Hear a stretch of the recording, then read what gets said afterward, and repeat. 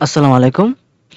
আজকের এই ভিডিওটা হচ্ছে যারা 9 উঠেছো বা আগামীতে তোমরা হচ্ছে এসএসসি পরীক্ষা দিবা তাদের জন্য। সো যারা 9 ওঠার পরে আমাদের মেইনলি কি হয়? আমাদের ৩টা বিভাগ হয়ে যায়। Science, arts and commerce. সবার জন্য এটা প্রযোজ্য ভিডিওটা। সো আজকের ভিডিওতে আমি যেটা নিয়ে আলোচনা করব সেটা হচ্ছে তুমি একদম 9 থেকে কিভাবে হচ্ছে এসএসসির জন্য প্রিপারেশন নেওয়া তোমার উচিত সেটা নিয়ে বা ভালো একটা রেজাল্ট করার জন্য তুমি কি করা উচিত তোমার। ঠিক আছে? একদম যাবতীয় আমি বিষয় নিয়ে আলোচনা করব। সো তোমাদের সাথে আমি আছি মোহাম্মদ ইমন, এক্স নরোরিমিয়ান এন্ড বর্তমানে পড়াশোনা করছি সিএসসি ডিপার্টমেন্ট অফ জগন্নাথ ইউনিভার্সিটিতে। সো চলো ভিডিওতে চলে যাই। তুমি 6, 7, 8 এ বা এর আগে যেভাবে পড়াশোনা করছো তুমি কিন্তু 9, 10 এ ওঠার পরে তুমি সেই পড়াশোনা করলে হবে না। কারণ কি 9 ওঠার পরে যেটা হয় তোমার বিষয় বেড়ে যায়, তোমার বইয়ের হচ্ছে অধ্যায় বেড়ে যায়, সিলেবাসটা বড় হয়ে যায় এবং সবচেয়ে বড় কথা হচ্ছে তোমার আগামীতে মানে হচ্ছে এসএসসি পরীক্ষা থাকে তোমাদের মেইনলি। যেটা তোমাদের লাইফে মোটামুটি ভালো একটা ইম্পোর্টেন্ট চ্যাপ্টার বলতে পারো। এই এসএসসি পরীক্ষার মার্কটাও হচ্ছে তোমার অনেক কিছুতে ডিপেন্ড করে। যেমন তুমি ভালো একটা কলেজে যাইতে চাইতেছো। ভালো কলেজে ভর্তি হওয়ার জন্য অনেক ভালো মার্ক লাগে। সো এই মার্কটা অনেক ইম্পোর্টেন্ট। ভালো মার্ক না পেলে কিন্তু তোমার কাঙ্ক্ষিত কলেজে তুমি ভর্তি হতে পারবা না। সো তোমাকে যা করতে হবে, তুমি আগে যে পড়াশোনা করছো, এখন এভাবে পড়াশোনা করলে হবে না। এখন একটু পড়াশোনার লেভেলটা, পড়াশোনার টাইমিংটা সবকিছু একটু বেশি দিতে হবে। এবং আগে যদি তুমি ৩ ঘন্টা পড়াশোনা করে থাকো তাহলে এখন তার দ্বিগুণ করতে হবে। ঠিক আছে? সো এটা বলি তুমি যদি ডেইলি এভারেজ ৫ থেকে ৬ ঘন্টা মানে ৫ থেকে ৬ আওয়ার্স যদি তুমি টাইম দাও তোমার পড়াশোনার প্রতি, তাহলে আমি মনে করি তোমাকে আর দাবায় রাখার মতো কেউ থাকবে না। যদি একদম অ্যাকর্ডিংলি যদি ভালো করে পড়াশোনা করে একদম ১ম থেকে তাইলে। সো ভালো একটা রেজাল্ট তোমার আশা করা যায়। খুব ভালো রেজাল্ট। তোমার যেটা করা উচিত তুমি 9 এ থাকতে তোমার 60 থেকে 80% প্রায় 70 থেকে 80% যদি তুমি শেষ করতে পারো, আর বাকি যে সিলেবাসটা সেটা ক্লাস 10 এ উঠার পরে প্রথম ৩-৪ মাসের মধ্যে যদি তুমি হচ্ছে বাকি সিলেবাসটা শেষ করে দাও, তাইলে কি হয় তোমার হাতে অনেকটা সময় থাকবে। ওই সময় তুমি কি করবা? ওই সময় তুমি প্রচুর প্র্যাকটিস করবা, প্রচুর। যত বেশি প্র্যাকটিস করবা তোমার ভালো করার পসিবিলিটি তুমি ভালো করবা এটার সম্ভাবনা খুব বেশি বেড়ে যায়। সো তুমি যদি প্রচুর প্র্যাকটিস করো তাহলে তুমি অনেক ভালো করবা। এটাই নিয়ম।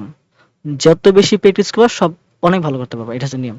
কারণ কি জানো? তুমি ধরো বইয়ের একটা কনসেপ্ট পারলা, একটা কনটেন্ট পারলা আরকি কনসেপ্ট। বেসিকটা তোমার ঠিক আছে মানলাম। বাট এটা দিয়ে সবকিছু হবে না। এটা দিয়ে তুমি পাস করতে পারবে না এটাও সন্দেহ আছে। কিন্তু তুমি যদি এইটা তো লাগবেই প্র্যাকটিস করার জন্য। কিন্তু যদি প্র্যাকটিস করো তুমি প্রচুর, তাহলে হইছে কি তুমি ভালো করার পসিবিলিটি খুবই বেশি। সো ১ম থেকে একদম সিরিয়াস হয়ে হও যারা ভালো রেজাল্ট করার ইচ্ছা আছে তারা। তাদেরকে আমি বলছি আরকি। একদম ১ম থেকে সিরিয়াস হওয়ার জন্য চেষ্টা করো। এবং যে বাকি সময় থাকবে তোমার বললাম যে তোমার হাতে এই সময়টাতে প্রচুর প্র্যাকটিস করো। তুমি টেস্ট পেপার কিনো, তুমি সাপ্লিমেন্ট কিনো, এগুলো সলভ করো। দেখবে এক পর্যায়ে তুমি প্র্যাকটিস করতে, করতে একদম তোমার সবকিছু একদম আয়ত্তের মধ্যে চলে আসবে।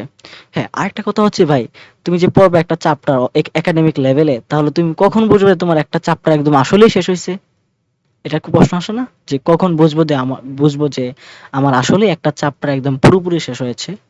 শোনো, তুমি যখন একটা ধরো আমি একটা ম্যাথের একটা অধ্যায় বলি, তুমি ধরো ত্রিকোণমিতি পড়লা বা ত্রিকোণমিতিকটা পড়লা, তো তখন কখন বুঝবে তুমি এটা সব পারো? ১ম এ তোমার যে কাজ হবে সেটা বইয়ের সবগুলো অঙ্ক করবা। কিছু প্র্যাকটিস করবা গাইড থেকে বা টেস্ট পেপার থেকে এগুলো থেকে। তারপরে তুমি বিভিন্ন পরীক্ষা দেওয়ার চেষ্টা করো। বিভিন্ন জায়গা থেকে পরীক্ষা দেওয়ার চেষ্টা করো। দেখবা যে তোমাকে যেই প্রশ্ন দেওয়া হয় তুমি পারো কিনা। যদি মনে হয় তোমাকে এই আয়ত্তের মধ্যে তুমি যা দেয় তুমি সাথে, সাথে পেরে ফেলো, তাহলে তুমি বুঝতে পারো যে আমার একটা চ্যাপ্টার পুরোপুরি ক্লিয়ার হইছে। ঠিক আছে? সো এটা মনে রাখবা যে আমাকে সব পারতে হবে। যাই যেন যাই তোমাকে দেই সব পারতে হবে। তাইলে বুঝবা যে একটা অধ্যায় তোমার একদম ভালোভাবে শেষ হইতেছে। আরেকটা বিষয় বলি, একাডেমিক হচ্ছে কোনো কনসেপ্ট বা কোনো কিছু স্কিপ করা যাবে না। স্কিপ করা উচিত না আমি মনে করি। কারণ স্কিপ করলে নেক্সট এ তুমি অনেক জায়গায় পস্তাইতে হইতে পারে। সো কোনো কিছু স্কিপ করবা না। স্কিপ কখন করবা? একদম পরীক্ষার আগ মুহূর্তে যেটা তোমার ইম্পোর্টেন্ট মনে হবে না বা যেটা ইম্পোর্টেন্ট না তেমন, সেটা তুমি স্কিপ করতে পারো। যেটা ইম্পোর্টেন্ট বেশি সেটা তুমি পড়তে পারো। ঠিক আছে? সো এজন্য একাডেমিকে তুমি স্কিপ করবা না। বাট পরীক্ষার আগে যেগুলো স্কিপ করাটাই বেটার সেগুলো স্কিপ করা উচিত। ঠিক আছে? তো এটা খেয়াল রাখবা। এসএসসির আগে মানে এসএসসির পরীক্ষার ২ থেকে ৩ মাস আগে তুমি যেটা করবা শুধু মডেল টেস্ট পরীক্ষা দিবা। বিভিন্ন জায়গার মধ্যে পরীক্ষা সিস্টেম থাকে, সেখানে তুমি পরীক্ষা দিবা বেশি বেশি করে। বা হচ্ছে তোমার বিভিন্ন টেস্ট পেপার বলো, মডেল টেস্ট বলো, এরকম পিছনে হচ্ছে কি থাকে তোমার মডেল টেস্ট থাকে। এগুলো হচ্ছে পরীক্ষা দাও, নিজে নিজে দিতে পারো।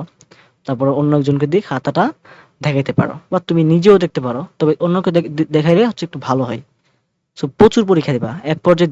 ধরো তুমি যদি অনেক বেশি পরীক্ষা দাও, তাহলে তোমার যে এফিসিয়েন্সিটা এটা অনেক বেশি বেড়ে যাবে। সো পরীক্ষার আগ মুহূর্তে বা ২-৩ মাস আগে হচ্ছে প্রচুর পরিমাণে পরীক্ষা দেওয়ার চেষ্টা করো। এটা তোমার জন্য বেটার হবে। মডেল টেস্ট পরীক্ষা দিবা, ঠিক আছে?